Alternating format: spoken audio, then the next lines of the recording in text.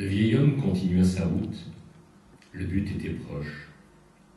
Bien que la rue ait changé d'aspect, que l'odeur jadis familière et persistante de la vapeur des locomotives ait déserté le lieu, il avait quand même repéré quelques endroits qui ne pouvaient mentir.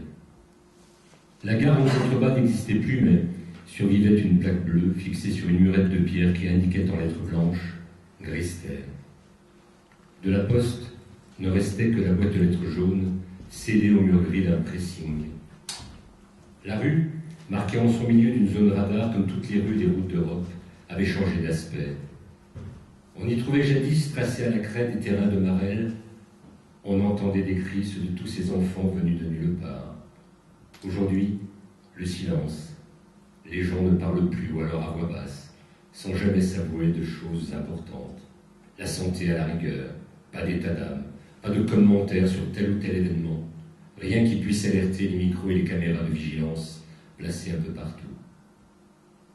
Je ne peux pas trouver le sommeil passer le train de minuit. Si d'aventure je l'entends, je vais attendre celui de 2 heures, puis celui de 4, et lorsque mon père criera « Debout !» je n'aurai pas à ouvrir les yeux, car ils seront déjà ouverts. Toute une enfance, toute une jeunesse à chercher le sommeil entre 2 trains. Quoi qu'on en dise, on ne s'habitue pas au bruit d'un train passant à toute allure dans la nuit. 60 ans plus tard, j'entends encore ces trains battant la mesure de mon insomnie. Si je surprends celui de minuit, je vais attendre celui de 2 heures. La gare était si proche de nos fenêtres qu'au passage des wagons, il nous était possible de les dénombrer. Nos vitres vibraient au rythme des essieux. Voyageurs immobiles, j'attendais, angoissé, de lointains lendemains. C'est là. L'homme entreprit la montée qui le menait à la source. Il ne lui restait plus que quelques mètres en pente raide à gravir, une certaine appréhension le prit. Il y avait si longtemps. Dans le pays froid et aride d'où il venait, pas de train, pas de gare, pas de passé. Son passé, c'est ici qu'il se trouvait, bien qu'il n'y eût vécu que 12 années et des poussières, 12 années qui marquèrent toute sa vie. Ces 60 ans passés furent une parenthèse.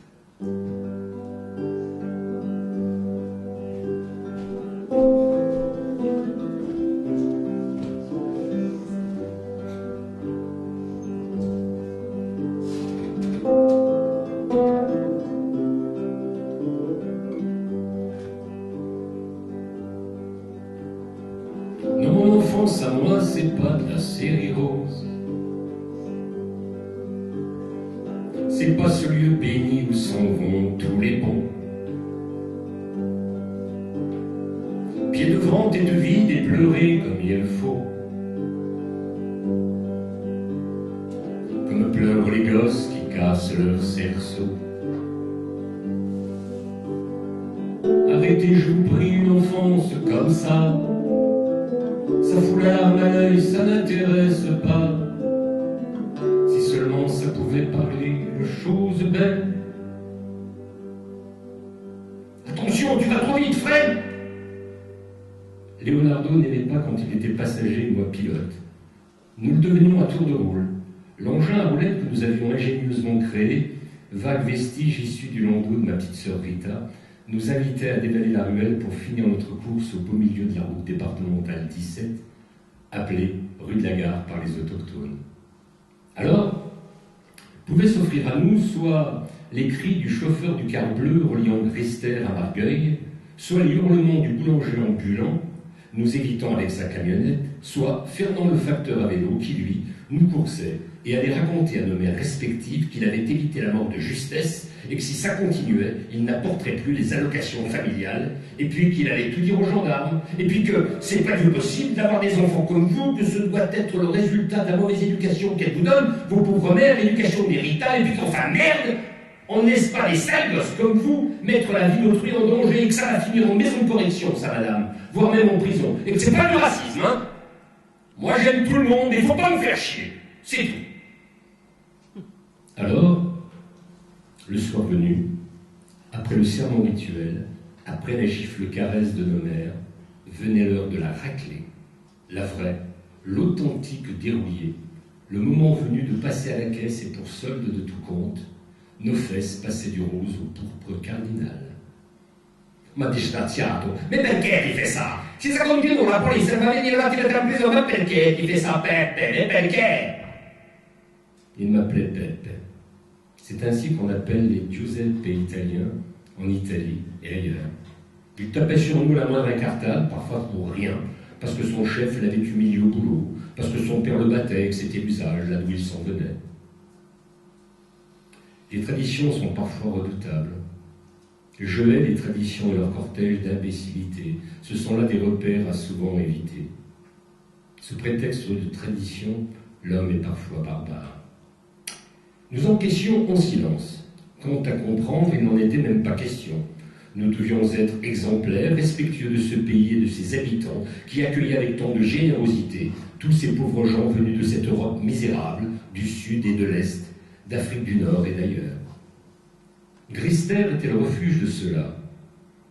Terre d'asile et de travail, Eldorado sans or, Havre sans paix, où nous devions dire merci à la France et aux Français, merci pour cet accueil chaleureux et sincère, merci pour ce pain que nous pouvions manger, merci pour cette culture que l'on nous prodiguait et qui faisait de nous de bons Français, d'origine quelque chose. Reniant à jamais nos ancêtres et leur passé décadent, racines ôtées de la terre originelle, nous cherchions nos jalons. Quand tes sabots ne portent aucune trace de terre, tu es nulle part, avait écrit Léo. Je trempais mes chaussures dans la boue afin de me sentir d'ici, la terre d'ici ou d'ailleurs. Quelle importance.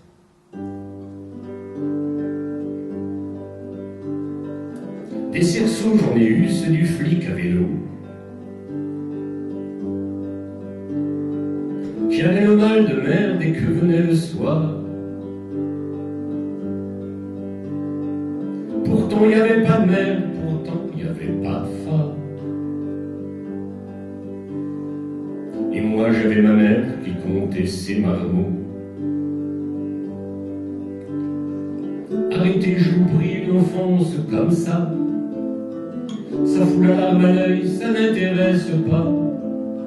Si seulement ça pouvait parler de choses belles.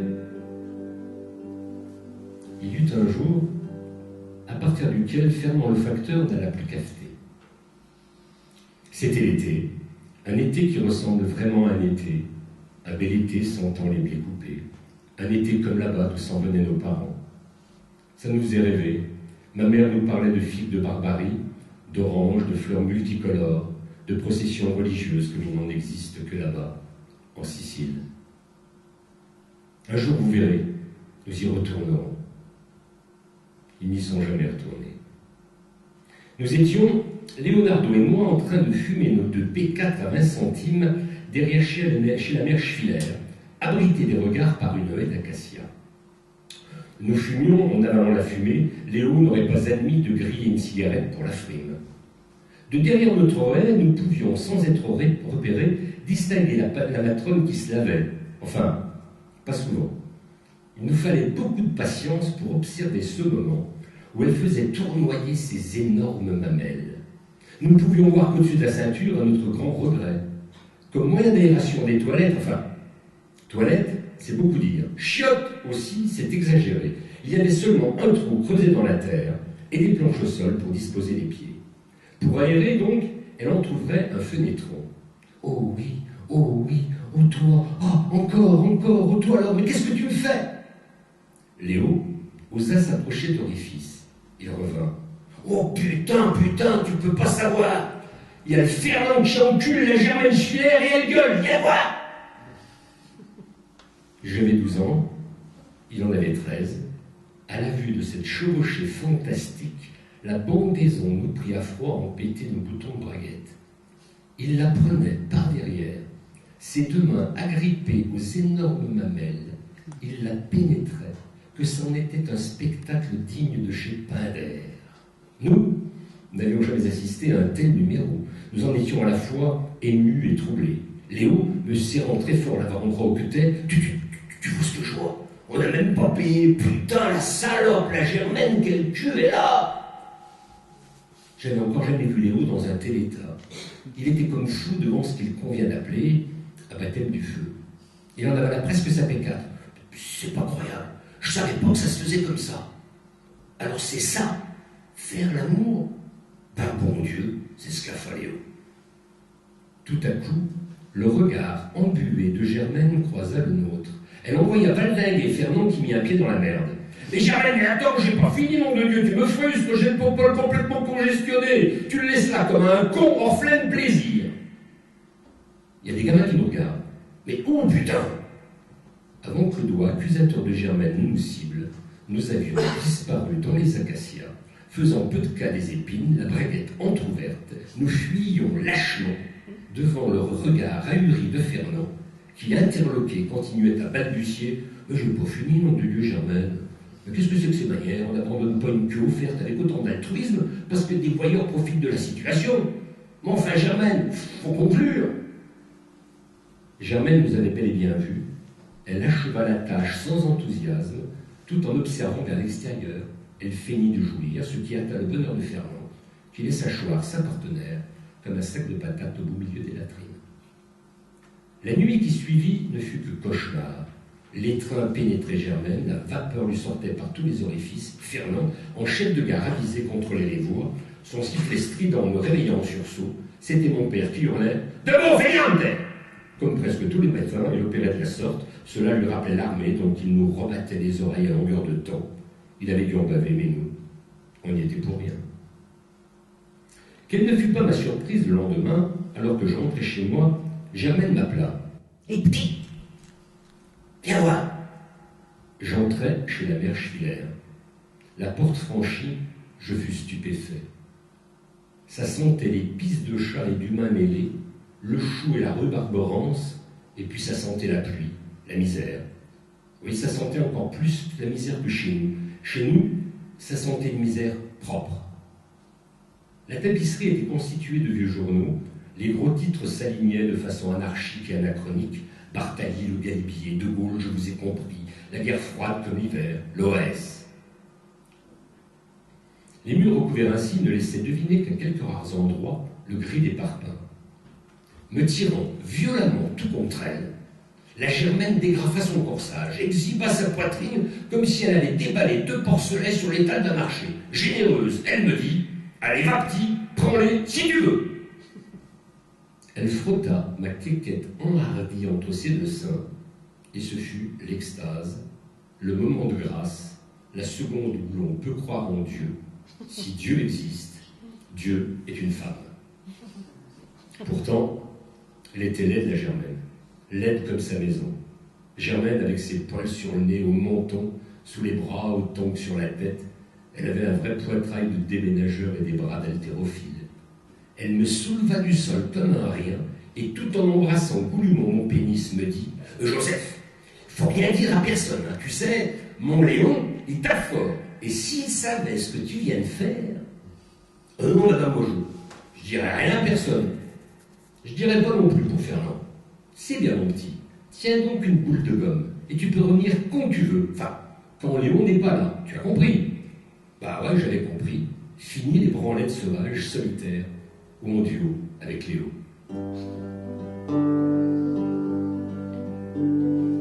Il y avait la mère Intel qui tripotait zizi. Tous les gosses du quartier, on aimait ça, pardi. Et pour une boule de gomme, on tâtait ses seins gris. Et grise était la ville qu'on venait le jeudi. Arrêtez, je vous prie, une enfance comme ça. Sa foulard à l'œil, ça n'intéresse pas. Si seulement ça pouvait parler de choses belles.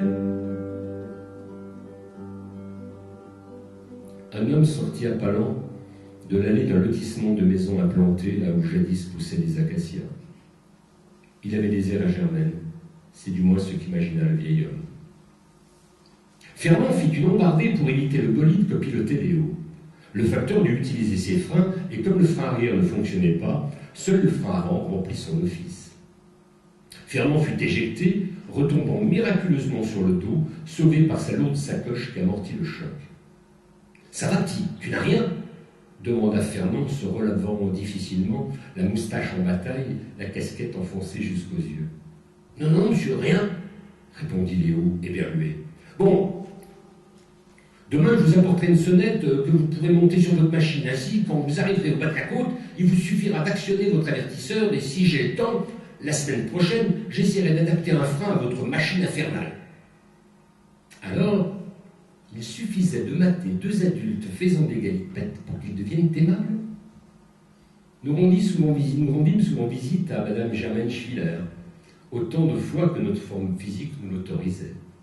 Elle semblait heureuse, la mère Schwiller, heureuse de donner du bonheur à des gosses goulus. Finalement, elle devait aimer son prochain, la Germaine, ou alors elle y prenait aussi du plaisir. C'est pas pour dire du mal, mais je crois que ce devait être le cas, car tout en fermant les yeux, je l'entendais murmurer « Mon petit, mon tout petit ». Enfin, va savoir. De toute façon, nous, on s'en foutait, on frappait, et elle ouvrait son corsage. Elle nous autorisait parfois à glisser notre main sous sa culotte. L'odeur que nous récoltions durant cette expédition aventureuse ne nous quittait pas du reste de la journée. Putain d'odeur, proche de celle d'un rat crevé. Cela ne nous rebutait pas vraiment durant nos assauts, c'est après que ça nous gênait. Nous devions de toute urgence nous désinfecter les doigts à l'eau de Javel.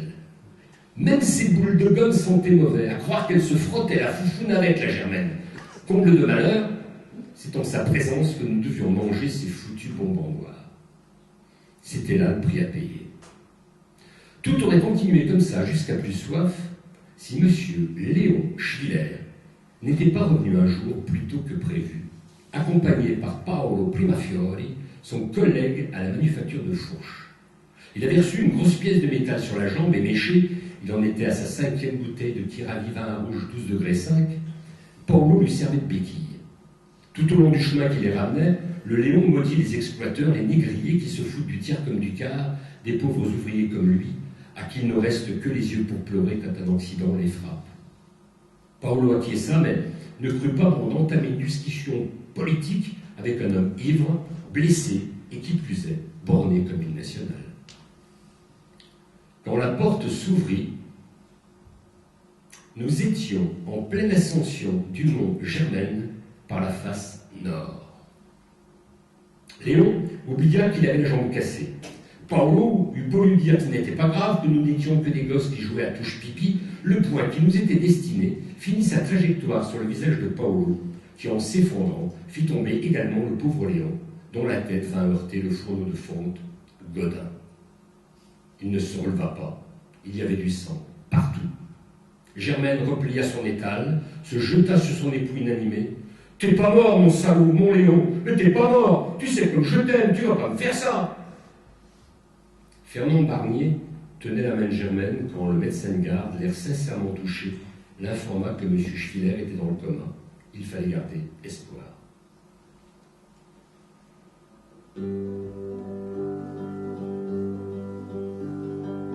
Des amis j'en ai eu qui me traitaient de rital. Moi qui n'avais connu que la rue de l'égalité. Des coups de pied au cul à l'école communale. J'ai appris que dans la vie, il y avait de mauvais côtés. Arrêtez, je vous prie, une enfance comme ça. Sans foulard à l'œil, ça n'intéresse pas. Si seulement ça pouvait parler de choses belles. Paolo ne dit rien à personne, mais nous demanda par respect pour le blessé de ne plus visiter Madame Schwiller. Ce fut difficile, mais nous avons tenu notre promesse. Paolo venait tous les dimanches chez nous pour jouer. Tous les dimanches, chez les Fontaldo, ça jouait. Ça jouait à tout. Aux boules, aux cartes, à s'invectiver, à se raconter des histoires, à mentir. Non, non, non, pas mentir. Galéger, à l'italienne. Exagérer des riens qui deviennent beaucoup, comme pour démontrer que l'on est le plus fort, le plus beau, le plus intelligent. Quand le besoin d'un arbitre s'imposait, que la situation devenait intenable, que les protagonistes ne pouvaient s'accorder, c'est toujours Paolo que l'on appelait pour accomplir cette tâche. On l'écoutait, va savoir pourquoi. Sa parole était toujours prise en compte, même par ceux qui étaient surpris en flagrant délit de mensonge. Carmelo Fontaldo, mon père, en était à son 6e enfant. Giulietta Fontaldo aimait avoir des enfants. Carmelo aimait Giulietta pour les enfants qu'elle lui donnait, et ainsi, tout le monde était content. Leur relation s'arrêtait à peu de choses près à ça et au coup qu'il lui donnait quand il en éprouvait le besoin quasi animal. Giulietta ne rechignait jamais à jouer la souffre-douleur, préférant, et de loin, recevoir les coups à la place de ses enfants, s'interposant toujours entre le père et nous. Jamais elle ne se plaignit, jamais elle ne reprocha quoi que ce soit à son mari, fidèle à l'italienne jusqu'à l'excès, pensant que Dieu l'avait voulu ainsi soit-il. 4e de la fratrie, je me distinguais par le souci de quitter la case à la moindre occasion pour rejoindre Leonardo Chiesa. J'étais celui qui posait le plus de problèmes à la maisonnée, le plus turbulent, celui que l'on aurait préféré ne pas avoir mis au monde. D'un an, mon aîné, Léo habitait au-dessus de chez nous. Il ne nous était pas nécessaire de sortir pour nous entendre. En parlant fort, nous pouvions communiquer. Il nous était également inutile de raconter nos raclées respectives. Nous assistions impuissants et en direct aux coups que pouvait recevoir l'un ou l'autre d'entre nous. Nous avions pris le parti d'en rire. Nos pères avaient la main rude, mais nous, on s'en moquait. Avec le regard fier, Léo, au lendemain d'une rouste, me disait « T'as vu? Je vais même pas chialer. Un jour tu verras. Nous on s'envolera au-dessus des nuages et des cons. » Léo, il écrivait. Il écrivait des trucs que je ne comprenais pas, que personne ne comprenait d'ailleurs, mais comme c'est Léo qui les écrivait et me lisait, ces petits textes, mes poèmes comme il disait, moi je les trouvais beaux. Plus tard je serai poète. Ouais Léo, et moi, ton éditeur.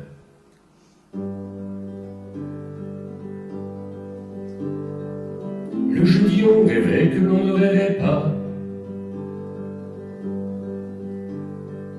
D'abord à quoi rêver quand on ne connaît pas?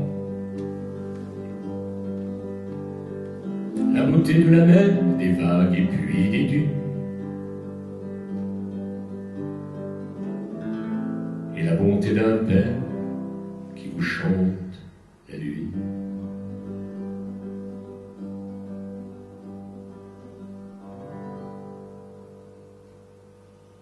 L'homme se retrouva face à un mur à l'endroit où il était certain de trouver le passage. Il était fatigué, déception amplifia le besoin de se reposer. Avait-il réellement envie d'atteindre le but? Tout ça pourquoi? Savoir, n'est-ce pas mourir? Pourquoi avoir parcouru tous ces kilomètres depuis le pays lointain d'où il s'en venait? Tout ça pour conclure une promesse qu'il s'était faite il y a bien longtemps, une promesse de gosse. Un jour je reviendrai. Rien ne ressemblait plus à ce qu'il avait connu. Les odeurs de jadis avaient disparu. C'était la rentrée des classes, et le ciel était clair et la vie était belle. Luis Mariano chantait dans les rues et dans nos cœurs. À gauche les Français, à droite les Rastaquaires, petit merdeux. J'ai un demi-siècle aujourd'hui, alors c'est vous dire qu'on ne la fait pas. Je n'aime pas les étrangers, tous les étrangers, et même les Français qui portent un nom étranger. Ce sont des étrangers qui sont devenus Français. J'ai bien dit devenus, du verbe devenir. Tiens, toi, le bronzé, devenir, c'est un verbe de quel groupe? Le toi, ce fut Léo. Je sais pas, monsieur. Léo n'avait même pas entendu la question. Ses pensées étaient encore à vagabonder sur le gros cul de la mère Schiller. Un crayon à la main, il écrivait un de ses petits textes sacrés. Ton cul plein de verrues aux germaines, la laide, soudain m'est apparu à débonder. Il m'aide. Quel est ton nom? Chiesa, monsieur. Ah, alors vous avez entendu? Il s'appelle Chiesa. Ce n'est pas français, ça. Je dirais même qu'en rastaquaire, ça veut dire église. Église dans l'école laïque de la République française. Si ça, c'est pas pour emmerder le monde, si ça, c'est pas de la provocation, et en plus ça n'écoute pas ce qu'on raconte. Non, ça c'est tout. Ça nous trahit. Tous des traîtres, ces Rital. Des rastaquaires et des traîtres. Ainsi parla M. Jean Pardon à des mômes de CM2 terrorisés. Léo était complètement éberlué. Il n'avait donné que son nom, rien de plus que son nom. Pardon. Ça au moins c'est français, il n'y a aucun doute.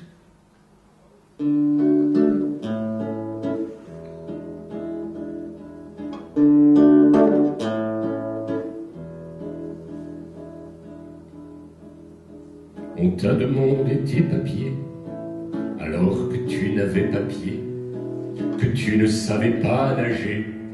en nous trouble. Et tout le monde s'en fout, tant que c'est eux, c'est pas nous. Tout ira bien, rassurez-vous.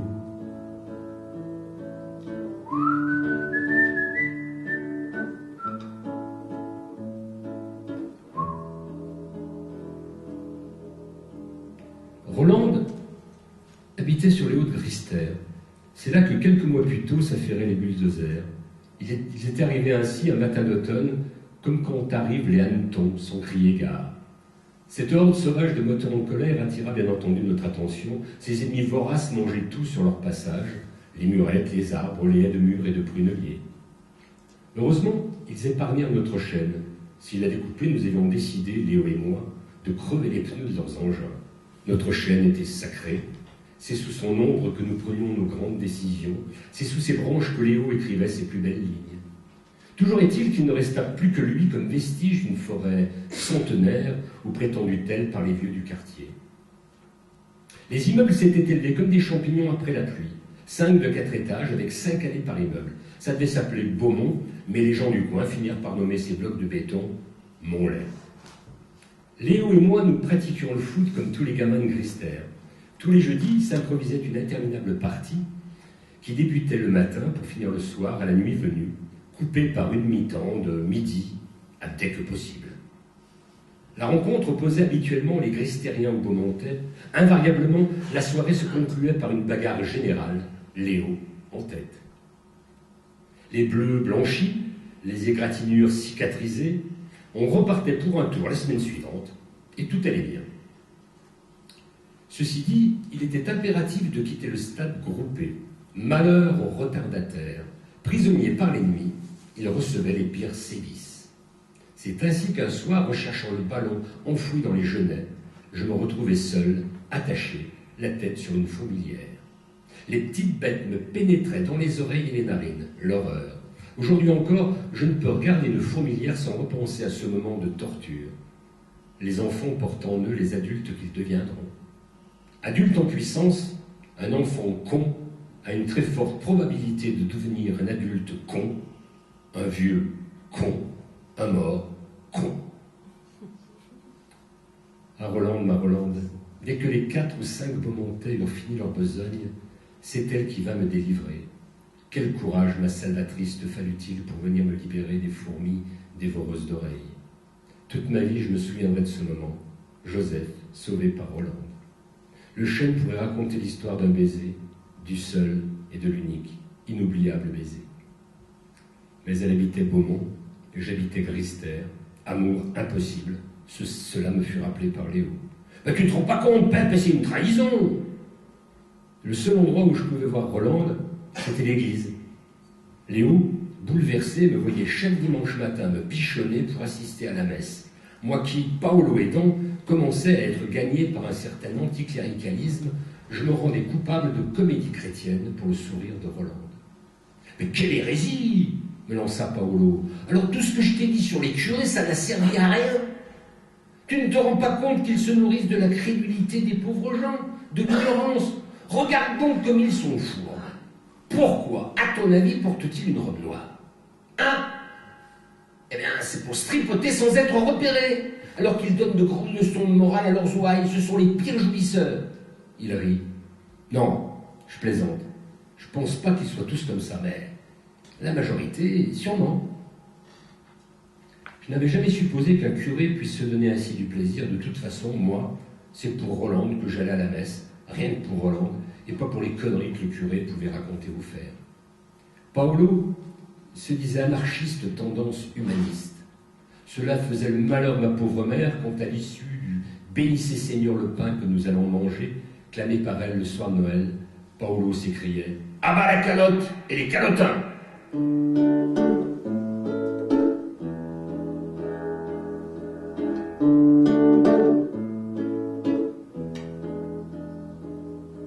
On t'a dit, mais tu le savais bien, que tu n'étais qu'un clandestin, un rien du tout, un moins que rien, le rebut du monde. Et tout le monde s'en fout, tant que c'est eux, c'est pas nous. tous au Karcher. Un point, c'est tout.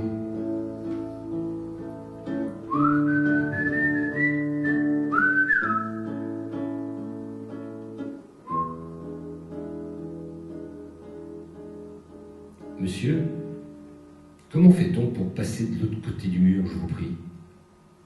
L'homme regarda le vieux avec amusement, sans étouffer un rire sarcastique, il dit à voix basse: Vous n'êtes pas d'ici, vous, hein?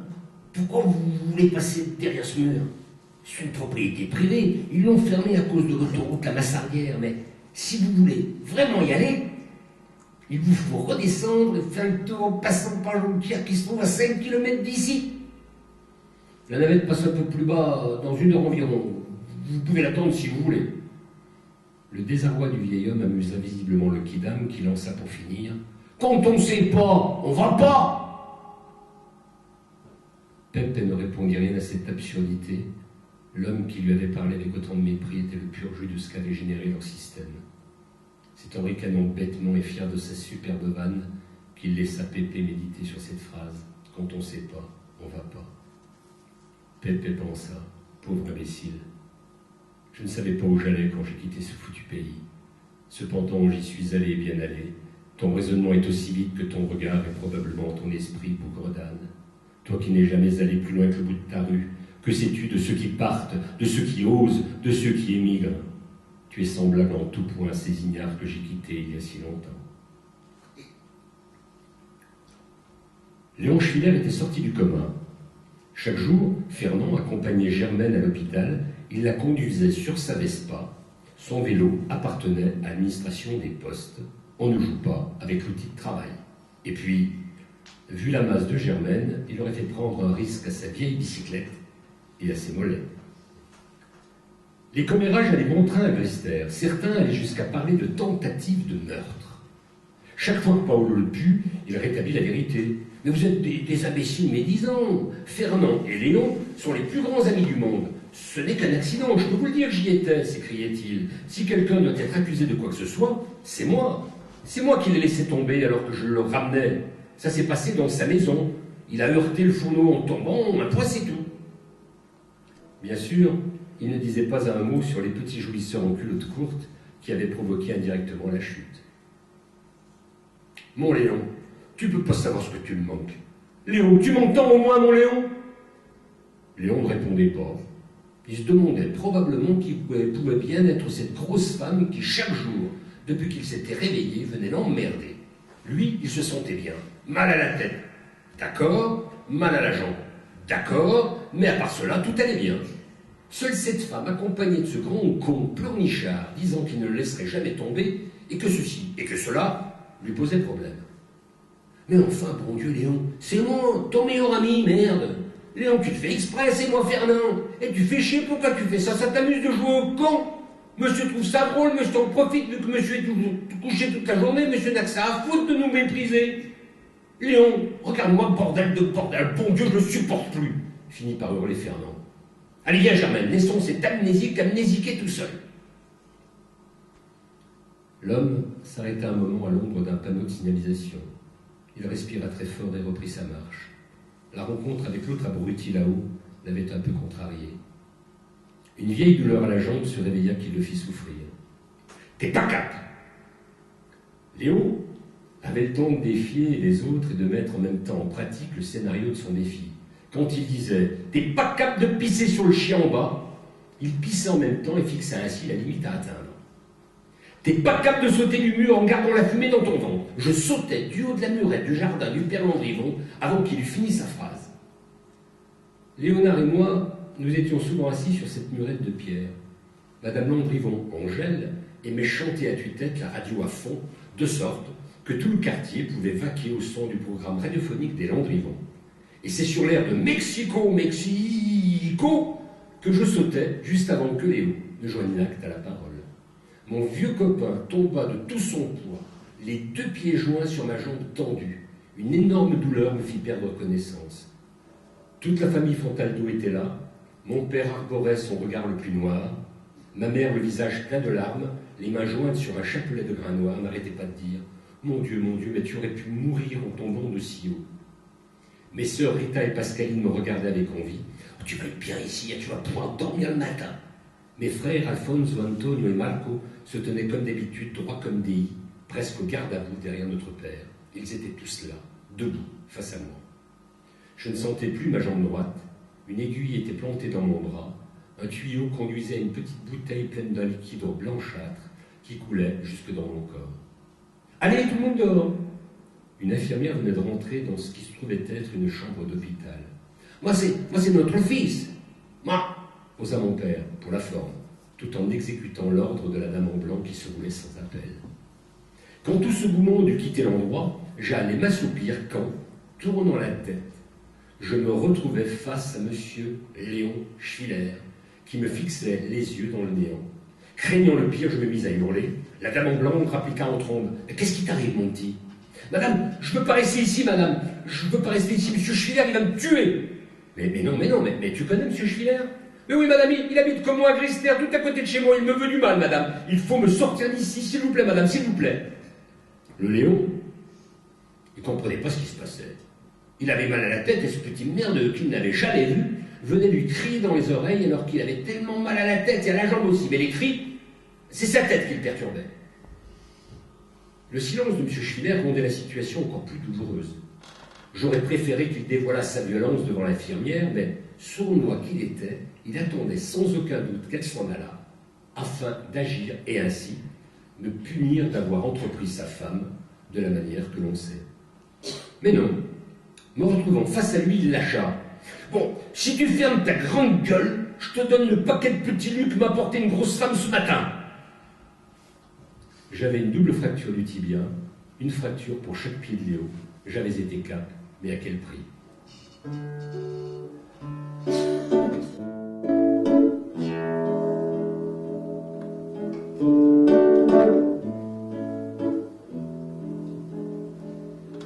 On t'a menotté, emmené, et tes gamins t'accompagnaient, le pays de la liberté, sa nauséabonde,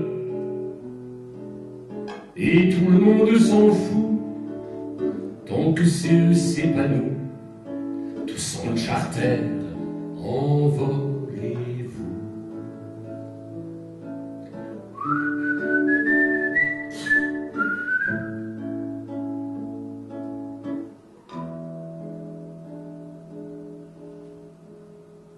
L'homme se retrouva au bas de la descente. Revenir sur ses pas lui avait été difficile. Il n'aimait pas les choses inutiles et la montée lui avait semblé inutile. Il faut toujours aller de l'avant, pensa-t-il, ce qu'il avait pensé toute sa vie. Une plaque indiquait « Avenue du docteur L.F. Lannion, médecin ». Suivait les dates de sa naissance et de sa mort. Il découvrait l'âge qu'avait le bon docteur. À l'époque, il le prenait pour un vieillard. Une avenue. Ils ont donné son nom à une avenue. Ça ne rien y comprendre. Voyons voir nos deux fracturés. Comment vont-ils ce matin? Un petit homme vêtu d'une blouse blanche venait de rentrer dans notre chambre. Alors petit, as-tu bien dormi? Ah oui, monsieur. Docteur. On dit docteur à un docteur. J'ai bien dormi, monsieur le docteur. Se retournant à l'infirmière. À cet âge, on guérit vite, n'est-ce pas, Martine? Et moi, on s'en fout. Monsieur Léon, égal à lui-même, ne respectait rien ni personne. Bon, comment vous appelez-vous? S'enquit le docteur. Léon, répondit le rustre. Bien, et où habitez-vous? On sait rien où j'habite. Je m'en fous, moi, où j'habite. Quel âge avez-vous? 30? 40? 50 ans? Bah quoi, j'ai quel âge, merde? J'en ai assez, moi. Puis qu'est-ce que je fais ici, moi? Bon, Martine, il faut augmenter le...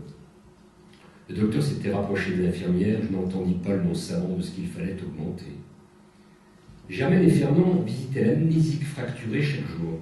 Cela faisait maintenant 3 semaines que l'homme était hospitalisé. Je me trouvais dans la même galère depuis 5 jours et déjà je souhaitais rentrer chez moi. Les deux amants paraissaient inquiets.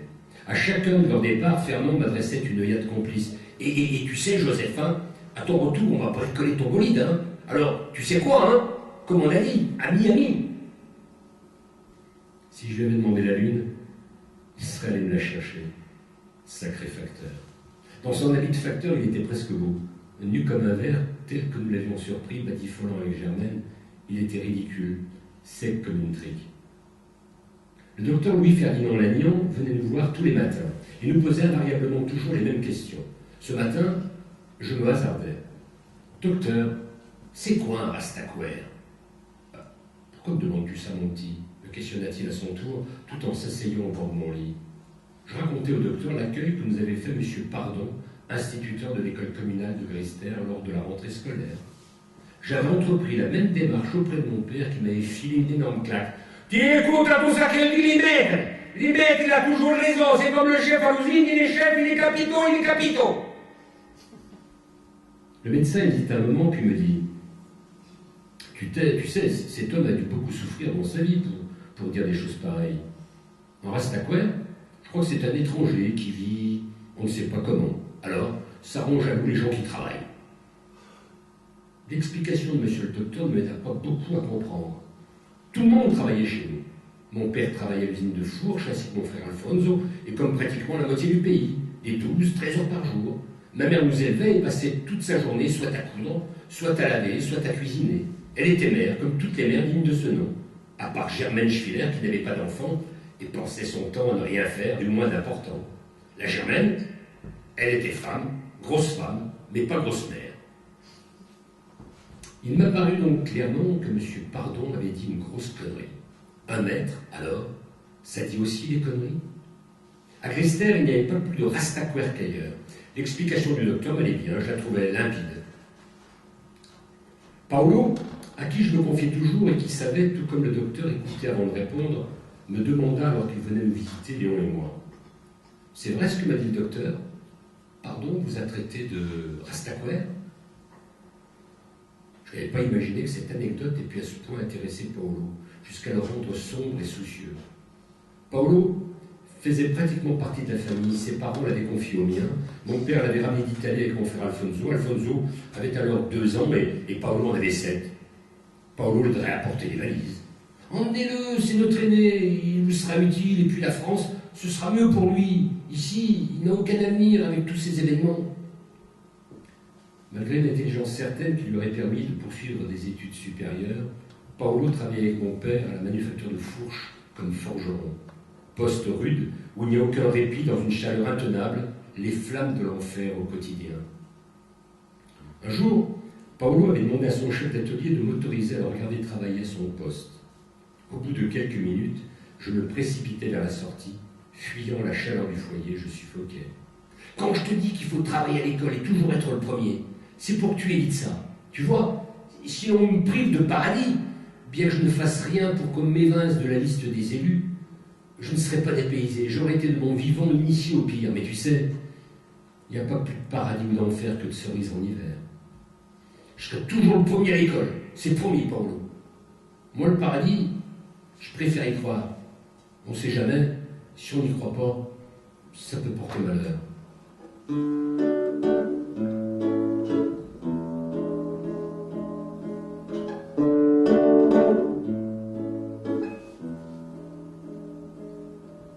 Et moi là, je te regardais, et quand nos yeux se sont croisés, c'est bien moi qui les ai baissés.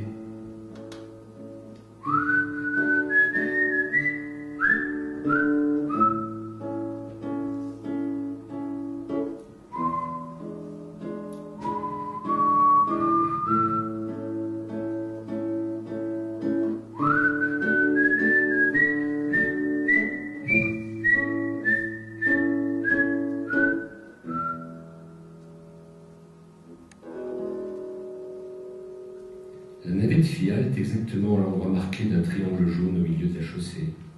Introduisez votre carte verte. L'homme n'avait pas de carte verte. Là d'où il venait, ses inventions n'étaient pas en usage. Il paya après avoir indiqué oralement à la machine où il souhaitait quitter le véhicule. C'est avec une carte créditée à l'ancienne, en argent, qu'il le fit. Monsieur Schwiller dormait les yeux ouverts en ronflant comme un évier bouché. La nuit me rappela à elle. Je n'ai pas entendu le train de minuit, je n'ai donc pas attendu celui de 2 heures. T'es pas capable de rester au milieu des voies, couché sur les traverses pendant que le train passe. Je fus réveillé par mes propres hurlements. Mais faites taire ce petit con, il me torture la cervelle. Nom de Dieu, mais qu'est-ce que j'ai donc à la tête qui me fait si mal? Criait M. Schiller. Rolande me regardait, son cartable à la main. Elle n'avait que quelques minutes. Elle avait passé son argent de poche de la semaine pour s'acquitter des 100 francs que coûtait le billet aller-retour du car bleu. Quelqu'un t'a dit pour le père pardon? Bah, dis quoi? On l'a retrouvé hier, attaché à un réverbère, tout nu sur la place du marché. Il avait une pancarte accrochée au cou. Nous sommes tous des rastaquaires. Ce matin, mon frère m'a dit qu'il avait les yeux au beurre noir quand il est venu chercher sa classe dans la cour. Il n'en est pas large. Hein. Tout le monde pense que c'est l'extrême droite. Mon père lui dit que c'est plutôt l'extrême gauche. Il paraît que dans le groupe qu'il a agressé, il y avait un type qui avait un fort accent arabe. Et puis raciste comme il aime, pardon, ça peut être que l'extrême droite. Extrême droite, extrême gauche. Je n'avais aucune idée de ce dont me parlait Rolande. Mais je la trouvais très intelligente. Il faut dire que son père était le délégué du personnel au Fourche. Alors, moi, les seules fois où mon père parlait politique, c'était pour dire « Paul comme Mussolini !» La fenêtre ouverte, je devinais au loin Moonlight Serenade de Glenn Miller. Paolo adorait le jazz, en particulier le grand Glenn. Il passait et repassait durant des heures entières le Moonlight sur son engin flambant neuf. Il s'était offert ce cadeau, est-il dit, pour nous initier à la musique. Vous savez, la musique, c'est comme tout le reste.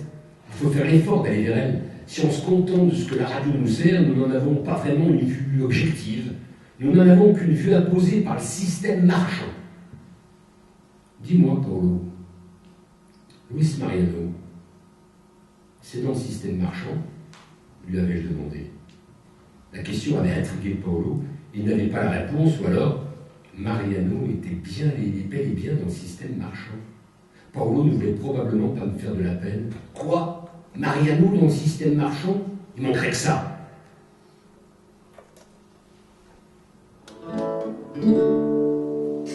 Je veux te dire, le vent du sud, où des bateaux troublants s'en vont. Je veux te dire, la solitude de ces mots emportés par le vent. Je suis pas ici, je suis d'ailleurs, d'une île qui a la forme d'un cœur comme une orange. Je suis pas ici, je suis d'ailleurs, d'une île qui a la forme d'un cœur comme une orange. L'homme descendit de la navette.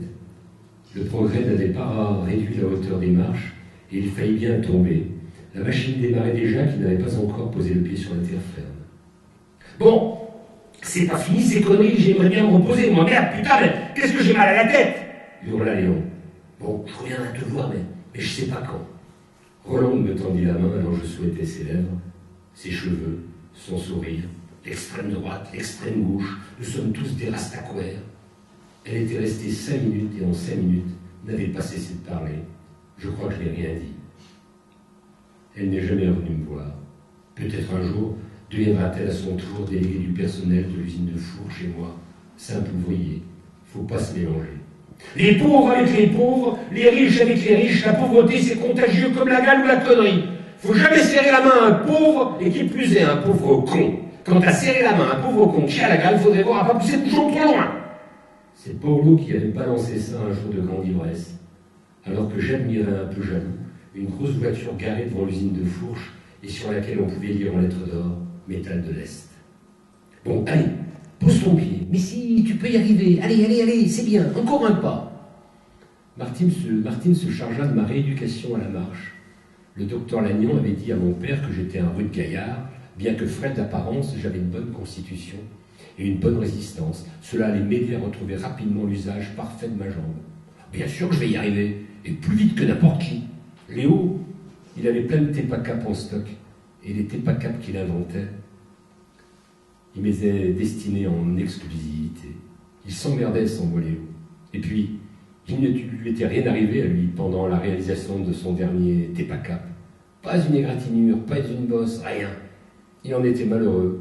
Il ne pouvait même plus lire ses poèmes à qui que ce soit. Seul, j'étais capable de les écouter, de les mériter, de les apprécier, sans me moquer de lui.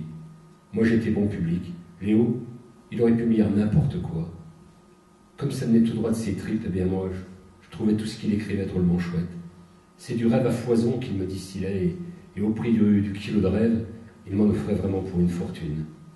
Mais enfin, on allait bien sauter plus haut que la murette de chez Landrivon avant qu'il soit jamais rien arrivé, non, avant. Bah ouais, Léo, mais tu m'étais encore jamais tombé dessus. Mais tu sais bien que les Tepacap, c'est moi qui les commence, alors que là, bah, t'as raison, Léo, c'est ma faute. Bah, j'ai pas dit ça, t'es con. C'est toi qui en chie, pas moi d'ailleurs. J'aimerais bien être à ta place. Tu as su, pour l'autre salaud de pardon, hier, pendant 1 heure, il m'a mis un dico sur les mains, les bras tendus à l'horizontale. J'en ai pas dormi de la nuit, tellement j'ai mal au biceps. Il croit que ce sont les Rital qui l'ont tabassé. Il a dit qu'il recommencera tous les jours jusqu'à ce que les coupables de son agression soient trouvés. Moi, je m'en tape. Ça me muscle pour lui foutre sur la gueule plus tard. Et si je paye pour tous les Rital, j'en suis vachement heureux. Plus tard, on dira Leonardo Chiesa, le héros des Rital. Ça sonne bien, hein? Tu veux que je te lise mon dernier poème? Mais non, c'est soit l'extrême droite, soit l'extrême gauche. Hein? Qu'est-ce que tu racontes? T'as déjà entendu un Rital avec un accent arabe, toi? Je racontais à Léo la version Hollande. Je suis sur le cul, conclut Léo. Jean Pardon ne dormait plus depuis 3 jours. Ils étaient 5 ou 7. C'est ce qu'il a dit au brigadier chef Lacassagne. Il y en avait un, plus virulent que les autres. Il crie avec un fort accent arabe, je crois. J'en suis même sûr. Tu sais, brigadier, je les ai entendus, les bougnoules sous la gégène à Tizi Ouzou. Je reconnaîtrais un arabe dans le noir rien qu'à l'odeur. Mais il devait y avoir aussi des Rital. De toute façon, c'est la même racaille, tous des pourris. Le brigadier chef Lacassagne acquiesça. Il avait fait 24 mois dans l'Oranais. C'est dire s'il comprenait. C'est dire s'il était solidaire de l'instituteur. De plus, un si gentil monsieur qui s'occupe si bien de son Lucien. On les retrouvera, amis instituteurs, amis nouvellistes. On les retrouvera, et on les mettra à poil, ces ordures, et même qu'on leur coupera les couilles, qu'on leur fera bouffer à ces fils de pute. Parole de brigadier chef, à nom de Dieu, que j'aimerais en tenir un de ces enfants de salauds, comme là-bas, à nom de Dieu, quand on pouvait les enculer, c'est pas. Et on salivait le gendarme, toute haine dehors, sans retenue aucune. Il parlait à l'un des siens. Je veux te dire des paysages où tu en prendras plein les yeux. Je veux te dire des fruits sauvages et l'enfant, il pleut dans ses yeux. Je suis pas ici, je suis d'ailleurs, d'une île qui a la forme d'un cœur comme une orange. Je suis pas ici, je suis d'ailleurs, d'une île qui a la forme d'un cœur comme une orange. Je faisais de gros progrès. Ma jambe m'obéissait de mieux en mieux. Je pouvais aller jusqu'au bout du couloir, là où le docteur Lagnan avait son bureau.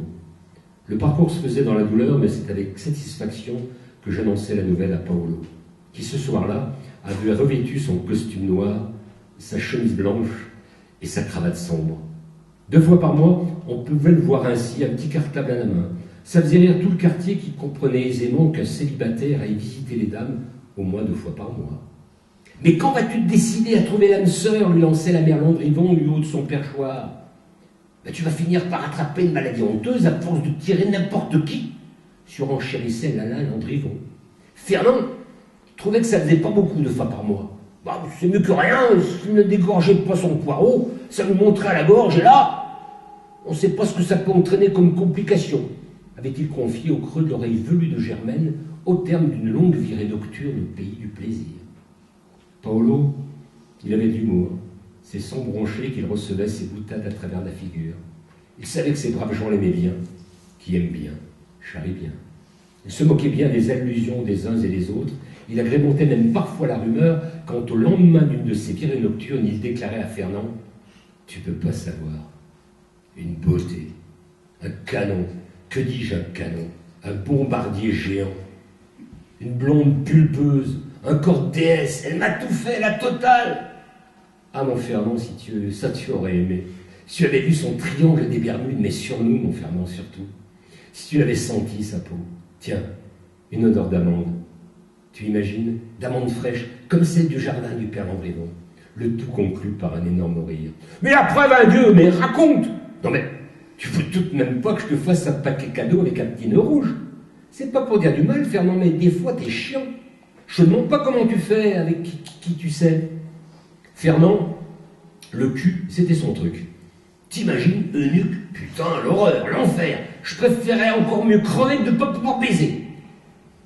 Allez, Paolo, raconte, elle habite où? Il en bavait, le Fernand, réfrénant une mutinerie du côté de sa braguette. Quoi? Te dire où elle habite? Non mais, et puis quoi encore? Avec cette femme, il faut avoir été initié avant d'honorer. Et cette initiation, mon Fernand, pour toi, c'est quasi inaccessible. Bien que tout le monde soit perfectible, il me semble que cette barre-là soit trop haute pour toi. Je veux te dire, le rire, les chants, les oliviers, le cri du temps. Je veux te dire, la certitude qu'elle est bleue, la rose des vents. Je suis pas d'ici, je suis d'ailleurs, d'une île qui a la forme d'un cœur comme une orange. Je suis pas d'ici, je suis d'ailleurs, d'une île qui a la forme d'un cœur comme une orange. Le quart bleu de la Société du quart bleu reliait Grister à Margueil en passant par Jonquière, ville de 2500 habitants. Jonquière se situait à égale distance entre Grister et Margueil, soit 5 km. Ainsi, l'unique quart bleu faisait halte à la convenance de ses passagers et parcourait la distance aller et retour en 45-55 minutes environ. Cela dépendait de ses usagers et leur nombre de haltes. Marius Verdier, le chauffeur Rougeau Rabelais, propriétaire du quart bleu, une casquette brodée avec amour, mais néanmoins incompétence par sa femme Honorine, des mots Société du quart bleu, vissés jour et nuit sur la tête, savait tout des navettes effectuées par les habitants des 3 communes G, J, M. Le brigadier chef Lacassagne, accompagné d'un gendarme nouvellement recruté à la caserne de Jonquière, salua Verdier. Ce dernier était en train de vidanger son véhicule. Verdier et Lacassagne se connaissaient depuis toujours, tous deux originaires de Margueil. Ils buvaient à l'occasion, c'est-à-dire tous les soirs, le canon ensemble. « Salut Marius, ça baigne dans l'huile !» « Salut gros !» Marius Verdier surnommait ainsi son ami le brigadier chef Lacassagne, qui pourtant ne devait pas peser plus de 55 kilos pour 1m75, alors que lui, Marius, était proche du quintal et ne dépassait pas 1m60. « Il serait pas l'heure de l'apéro des fois, Marius !»« Bah, si tu le dis, gros. » Marius alla chercher un 3e verre. Il était rare que Lacassagne lui rende visite accompagnée. « Bon, on est en service, Marius. Alors on en boira 2 seulement. Mais je reviendrai plus tard, quand je serai plus en mission commandée, pour finir la bouteille. » Bon, Marius, toi qui sais tout, dans la soirée du 13 septembre dernier, qui as-tu transporté dans ton car? Hein? Bah tu déconnes, gros. Ah non, je déconne pas, et puis, ne m'appelle pas gros quand je suis en service, ça va faire école. Déjà qu'à la caserne ils font chier, pas toi Marius. Non, toi tu es celui qui, en toutes circonstances, enfin, sauf quand je suis en service, peut m'appeler gros. Depuis le temps, ça m'emmerderait que tu m'appelles autrement. Bon alors, le 13 septembre dernier. Mais putain gros, mais t'es devenu complètement barge. Ah, mais ça suffit, Marius Verdier. Je vous dis que je suis en service. Je fais une enquête suite à la plainte déposée par un honnête Français, lâchement agressé par une bande de fumiers. Alors, monsieur Marius Verdier, qui avez-vous transporté dans votre putain de car le jeudi 13 septembre dernier, vociféra la Cassagne. Quand il se mettait en colère, il ne connaissait plus personne. Sa femme le savait bien qu'il, le soir venu, ne le contrariait plus quand il rentrait éméché, ce qui se produisait quasiment tous les soirs.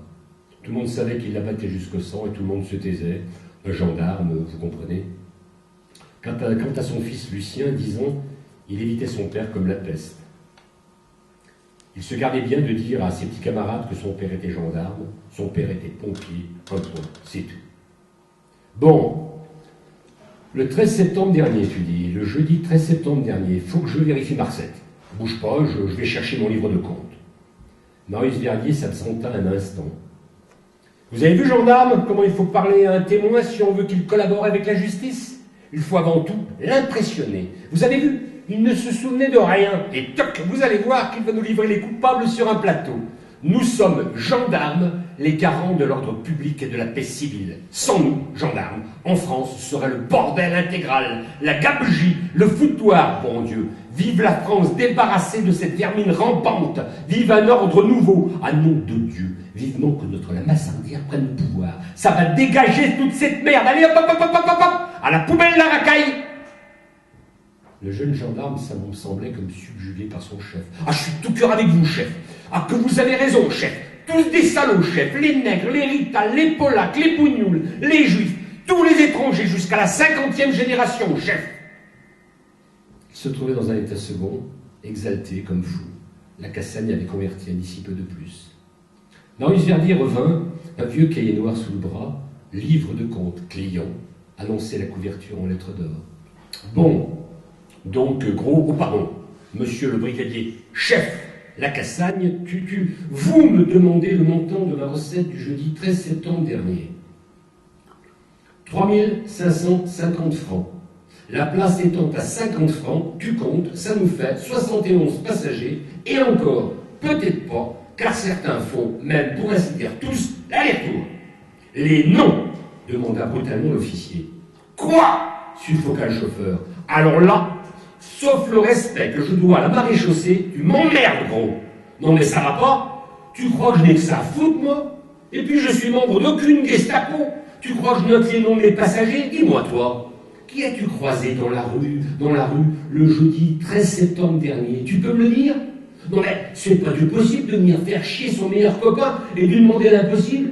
Moi je veux bien t'aider, mais je peux tout de même pas me souvenir de tout le monde. Je roule 312 jours par an entre Grise et Marne. Calcul. Ça doit faire 22 000 passagers. Tu penses bien que je peux pas me souvenir des noms. Et en plus, je connais pas les noms de tous ceux qui montent dans mon bleu. Je me souviens même pas de ceux que j'ai transportés ce matin. T'as qu'à voir. Le jeune gendarme passa à l'offensive. Ta gueule, connard! Hurla-t-il, voulant démontrer à son chef bien-aimé qu'il avait compris la leçon. Non mais, ça va pas, petit merdeux? L'officier la Cassagne, rouge de colère, faillit lui sauter au cou. Marius le retint. Mais tu es en train d'insulter mon meilleur ami, un aile toujours, un avec qui j'ai joué aux billes. C'est une façon de parler aux amis de son chef, ça, putain de nom de Dieu de merde. Allez Marius, remets-moi un pastaga, ce gamin il m'a tué. Vous allez garder la porte de cet honorable artisan et que personne n'entre jusqu'à nouvel ordre. Nom de Dieu de merde, de putain de con, ce troué du cul, il m'a donné soif.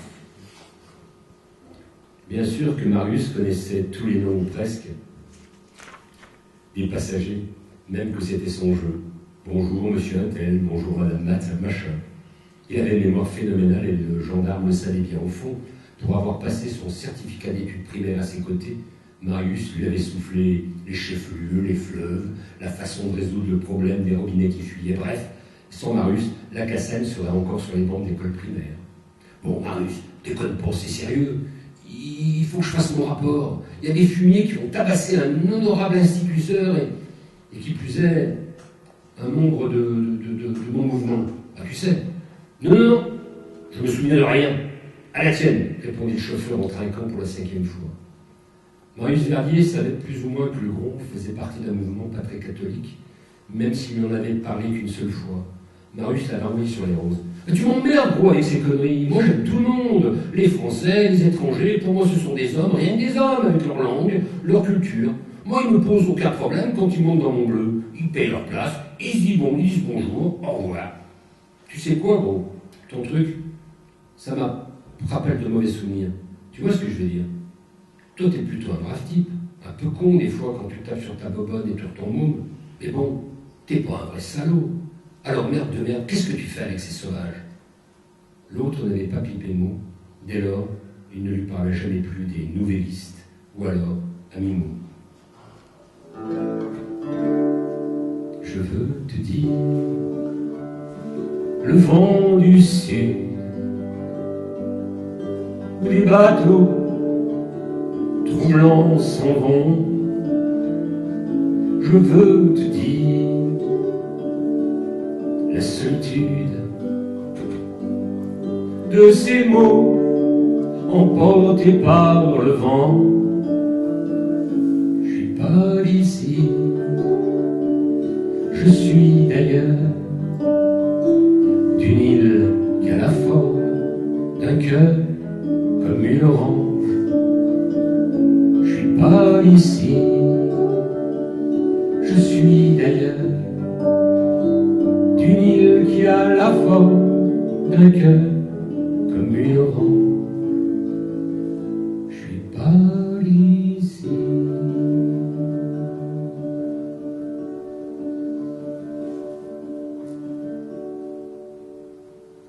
La navette avait déposé le vieux au centre de Jonquière, il ne reconnaissait plus l'endroit. Hôpital Louis-Ferdinand Lagnon indiqua un panneau de signalisation.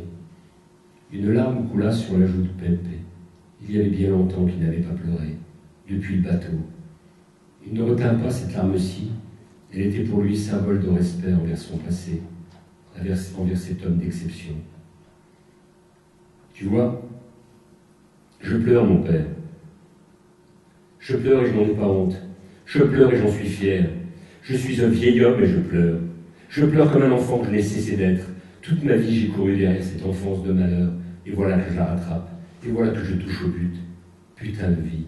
C'était il y a longtemps. C'était hier. Cher docteur. Je t'avais dit de ne pas passer à l'acte, Paolo. Résoudre les problèmes par la violence n'est pas une bonne façon d'agir. Tu le sais. Il y a tout moyen de faire entendre raison à des fascistes comme pardon. Ah oui? Lesquels? Ah non, Toubib. On ne discute pas avec ces mecs. Tu devrais le savoir, toi qui as déjà connu ça. Je ne voudrais surtout pas être offensant envers toutes les victimes du nazisme, et pour certaines, elles se sont comportées en véritables pacifistes soumis et résignés. Tu as pu voir de quoi ils sont capables. Au glaive, on répond par le glaive. C'est mon opinion. Tant que je serais en vie, je combattrai ces ordures avec leurs armes, et non avec de simples mots. Ils sont sourds à nos mots. Leur logique est opposée à la nôtre. Leur but, c'est le pouvoir, l'avilissement des hommes, et non leur émancipation.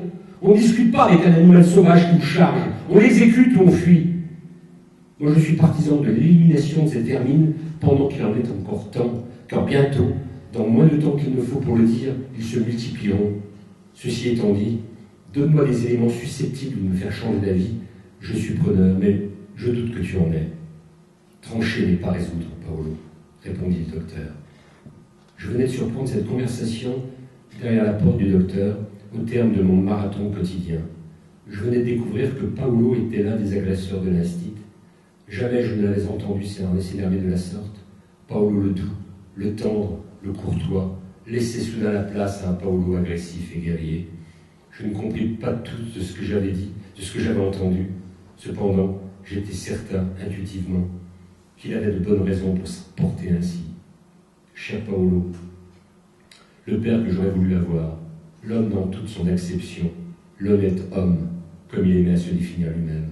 Alors que, comme tous les soirs ou presque, il venait contrôler notre travail scolaire, mon père ne sachant ni lire, ni écrire, ni même épeler la langue française. C'est Paolo qui nous servait en quelque sorte de précepteur, de conteur d'histoires et de belles phrases, chippé dans les livres qu'il dévorait sans aucune modération. Tout est dans les livres, et le vrai et le faux. Il suffit d'extraire de cette inépuisable source ce que l'on veut pour s'abreuver, pour étancher notre envie de savoir, notre soif d'élévation intellectuelle. Il finissait toujours en riant, de ce beau rire franc et particulier n'appartenant qu'à lui. Le rire, mes amis, c'est le dernier et seul refuge qui nous reste. quand on a tout perdu.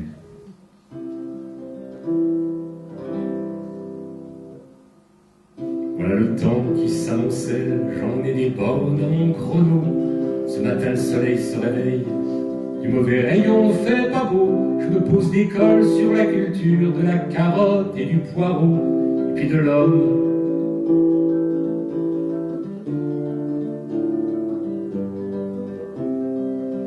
L'homme est bon, au fond, mais souvent con. Et dans le lot, il y a des salauds.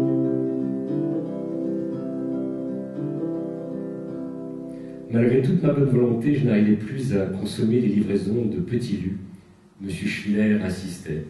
Allez, bouffe, mon garçon, c'est bon pour ce que tu as, et pendant que tu manges, au moins, tu ne parles pas. Mais qu'est-ce que j'ai mal à la tête? As-tu mal à la tête, toi aussi? Non. Mais alors pourquoi moi?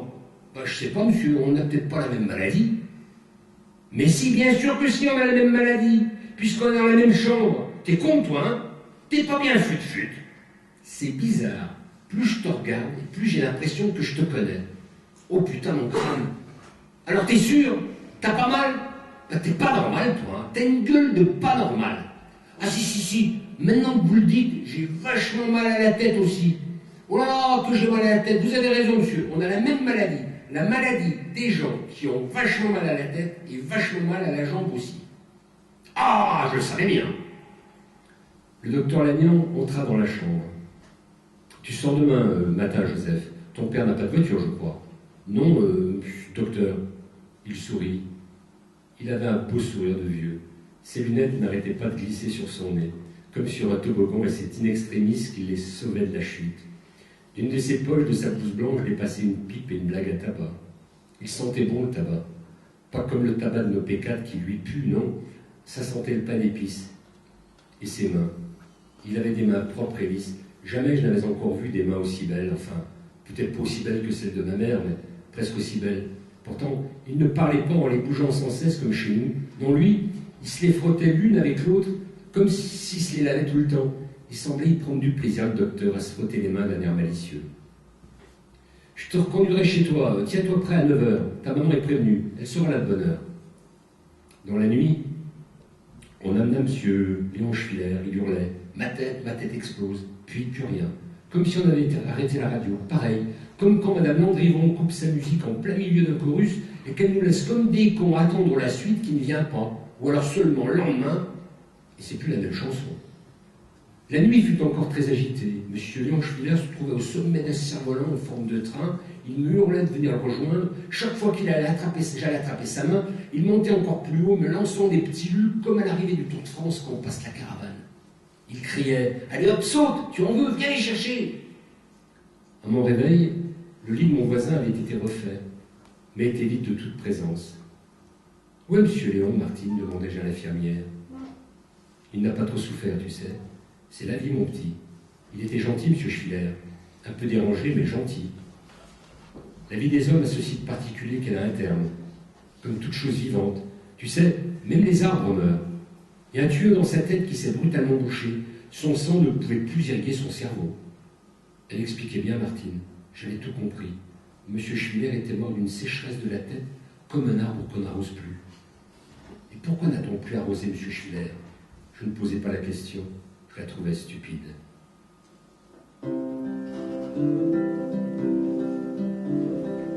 À chaque jour suffit sa peine, à chaque jour on a un blot de conneries. La race humaine n'a pas fini de nous faire cadeau de ces fêlés qui se déchaînent, qui envoûtent le populo, qui font passer un vent de haine via les médias, les infos. L'homme est bon, au fond, mais souvent con. Et dans le lot, il y a des salauds.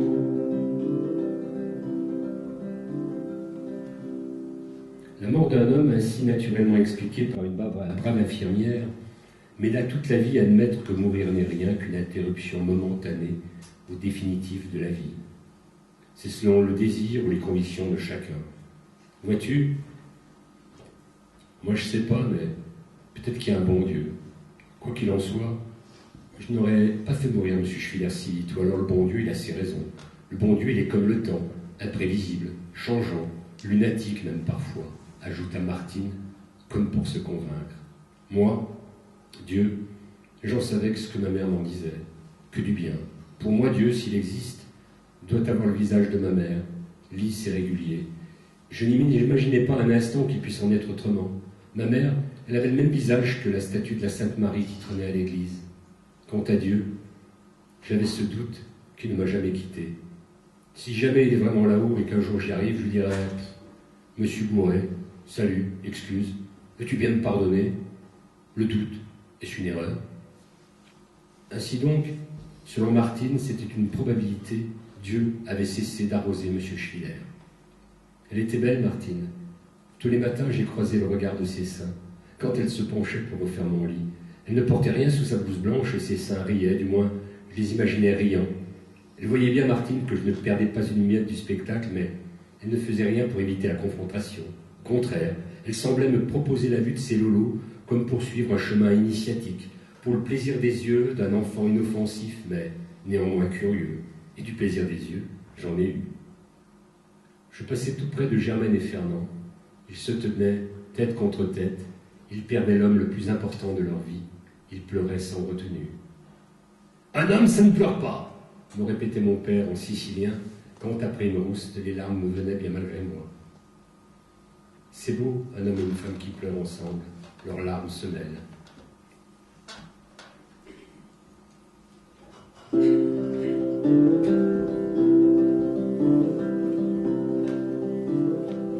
N'écoute pas le chant des sirènes, tiens bien la barre de ton bateau, l'homme est au centre de l'arène, et ils sont nombreux les taureaux, sois vigilant gamin, l'avenir est au bout de ta volonté, et on sera quelques-uns à dire que la vie est belle, mais faut l'aider.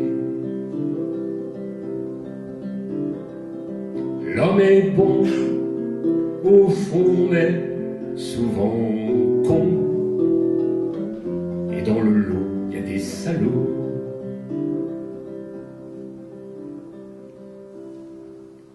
L'Amérique. 42 millions de kilomètres carrés, 850 millions d'habitants. Dans la partie septentrionale de ce vaste continent se trouve le Canada.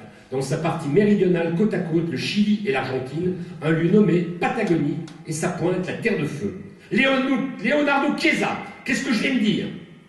Il y a du feu, monsieur. Vous avez dit, il y a du feu. Allez, debout, devant tout le monde. Le dictionnaire, tu vas finir par le connaître par cœur, hein, le Larousse. Il est à ta main, n'est-ce pas, monsieur l'Église? Je retrouvais mon ami d'infortune. Compte tenu de mon handicap, Pardon devait faire attention, ou faire semblant de faire attention. Je lui avais présenté une lettre du docteur qui disait « Enfant encore extrêmement fragile, dispensé de toute activité physique, etc. etc. » Patagonie. Il a dit Patagonie. Pa-ta-go-ni. C'est là où j'irai quand je serai grand, en Patagonie. Avec un nom comme celui-là, le pays doit être superbe.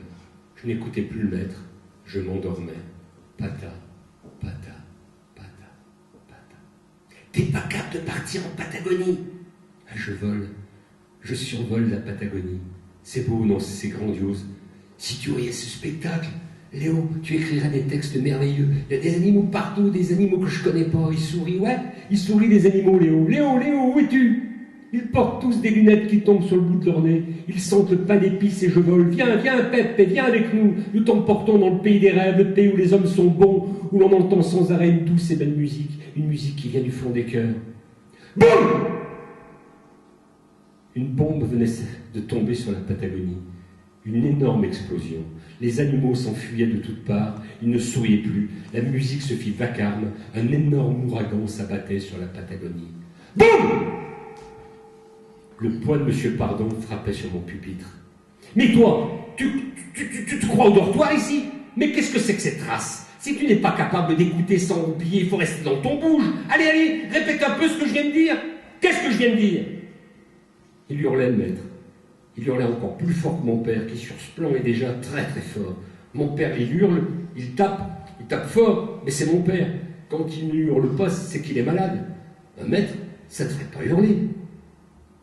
Les yeux exorbités de pardon, encore cernés de bleu, me fixaient méchamment. Souvenir de la raclée reçue. Il était loin d'avoir la douceur des animaux que je venais à l'instant de quitter précipitamment, l'âme en peine. Ça vous a pas suffi la volée de l'autre soir? C'est parti tout seul. Comme ça, au moment même où cette phrase jaillit, je perçois intuitivement que d'énormes emmerdements m'attendent. Les animaux de la Patagonie m'avaient donné du courage ou de l'inconscience, on va savoir. Léo laissa tomber sur le plancher le dictionnaire à l'instant où Jean Pardon m'envoya valdinguer d'une superbe gifle jusqu'au fond de la classe. À 13 ans, Léo était déjà costaud. Pas encore un homme, mais on pouvait aisément lui donner 2 ans de plus. Il bondit la tête en avant. Quand tu te bagarres avec la tête sur notre terrain de foot, c'est toujours Léo qui fonçait en première ligne, sans se soucier de la taille de l'adversaire. Le sang gicla de l'arcade sourcilière de l'instituteur. Il était sonné. Ma jambe ne répondait plus, ma tête non plus d'ailleurs. Le maître m'avait mis KO. J'étais dans la merde. Léo aussi. T'es un vrai copain, mon Léo. À la vie, à la mort.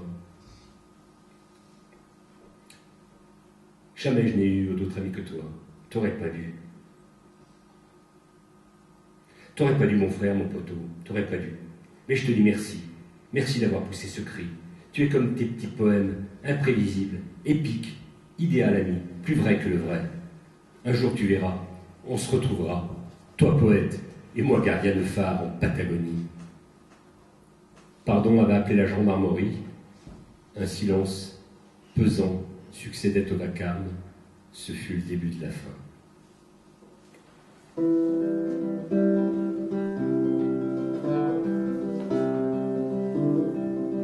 Voilà le temps qui s'amoncelle, j'en ai des bornes à mon chrono. Ce matin le soleil se réveille, du mauvais rayon fait pas beau. Je me pose des cols sur l'avenir, de la carotte et du poireau, et puis de l'homme et du délire de ce vieux monde qui prend l'eau.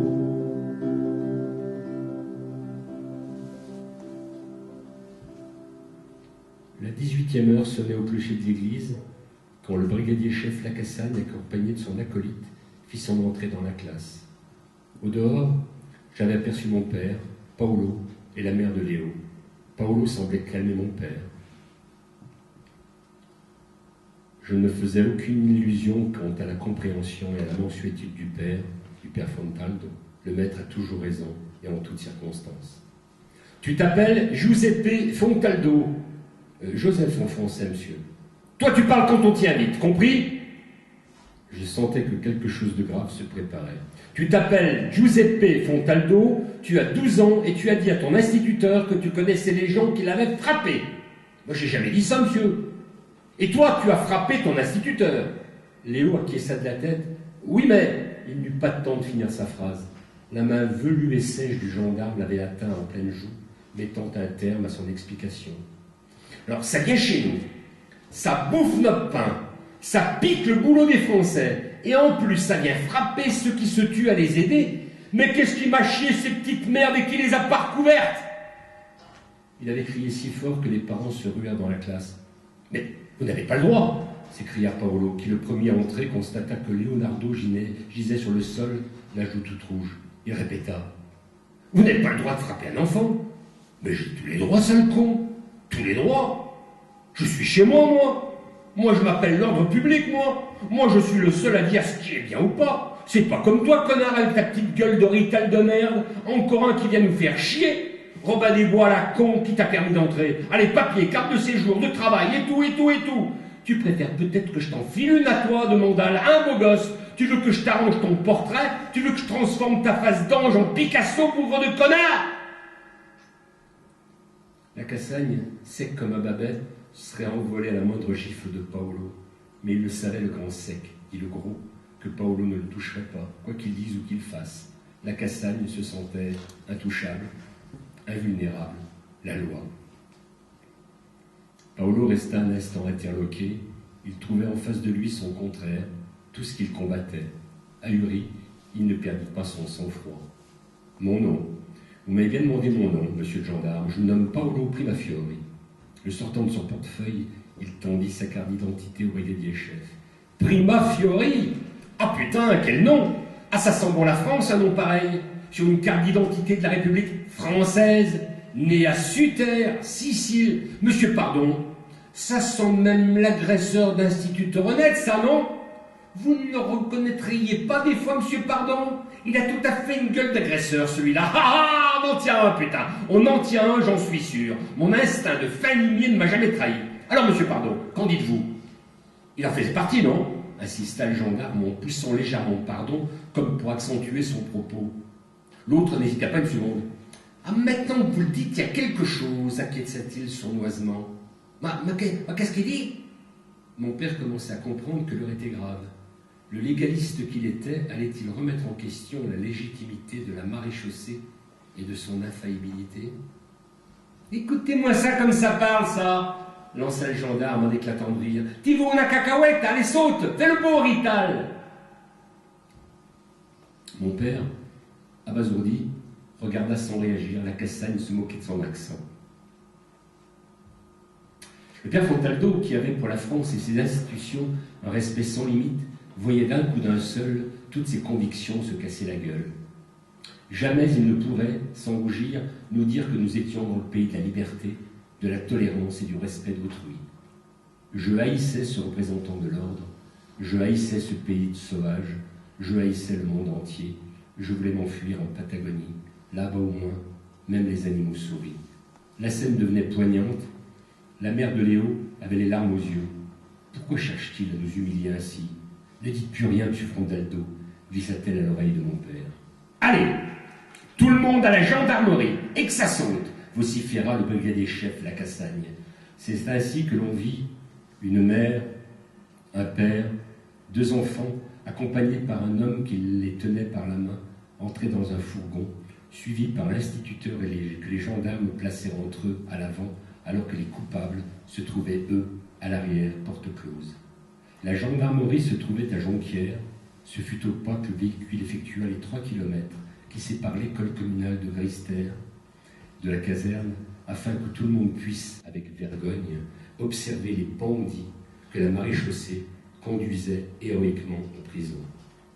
Le petit peuple, il aime bien voir la justice à l'œuvre, hein? Ça lui donne l'impression de participer. C'est con, petit peuple, hein?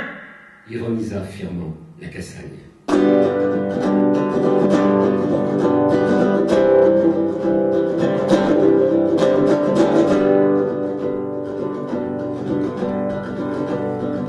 Entendez-vous ce cri? Ces cris qui viennent de l'abîme. Les hommes sont ainsi faits qu'ils n'entendent jamais les cris de la misère et préfèrent se taire. Et le temps les emporte au néant à jamais. Et le temps les emporte au néant à jamais.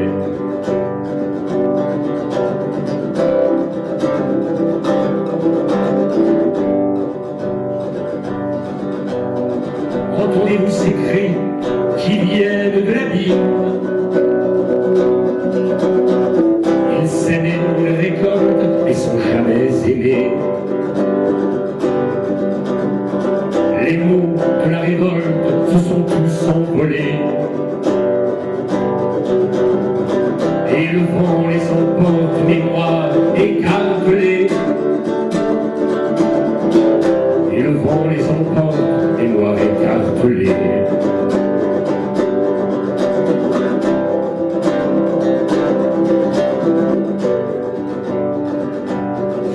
Entendez-vous ces cris qui viennent de l'abîme?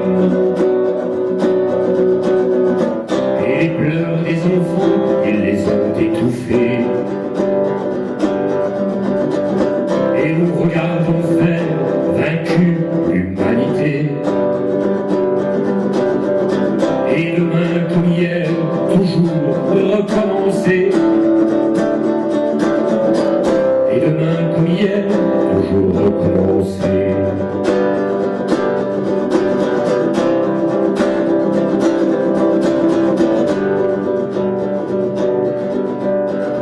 Entendez-vous ces cris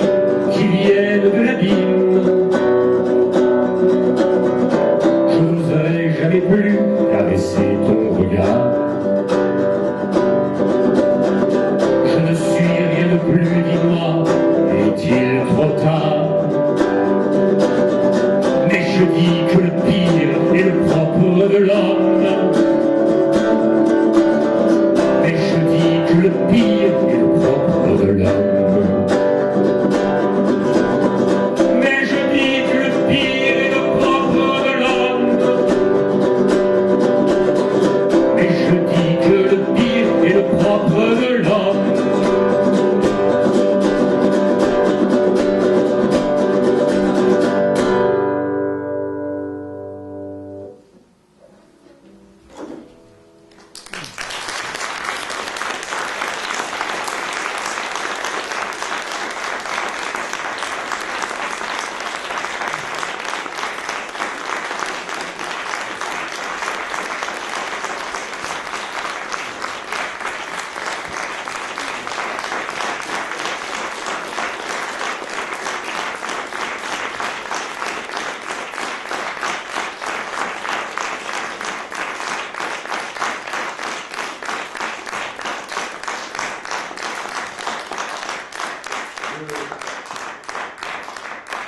La lettre au ministre est élue par Malika.